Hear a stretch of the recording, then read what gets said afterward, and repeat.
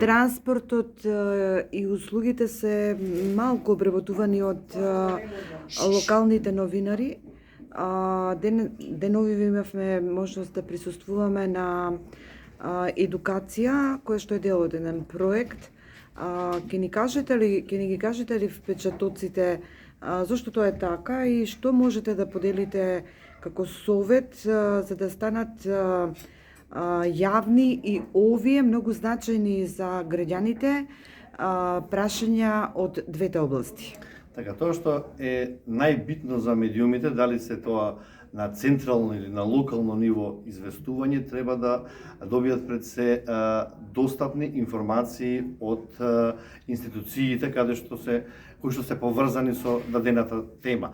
Зборувам онаа информација која што ќе биде навремена, точна, не може да подлежи на шпекулација или на лажни вести од страна на несовесни новинари или портали каде што најчесто се објавуваат тие лажни вести.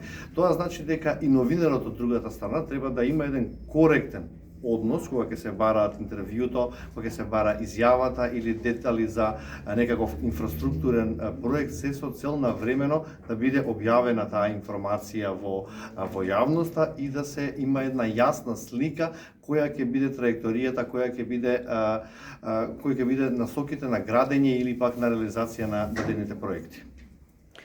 Во дилема сме.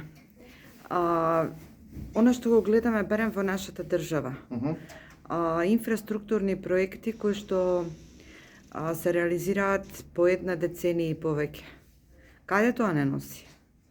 Тоа не носи никаде, тоа е најстрашното, доколку посериозно не ја сватиме потребата од изградба и модернизација на патната инфраструктура, она што со години го бара бизнес секторот и што е неопходно на граѓаните, веќе доаѓаат и опомените од меѓународниот фактор дека можеме да бидеме изолирана држава, може веќе со коридори да бидеме заобиколени од страна на другите држави, а тоа ќе значи поскап транспорт за граѓаните, тоа ќе значи поскапи производи кои што ќе треба да ги увезуваме од другите странските држави, наместо тие да доаѓаат по полесен и побрз пат од државите кои што ни се бизнис партнери. Затоа, во периодот што следи, мораме многу по-сериозно да пристапиме кон барање информации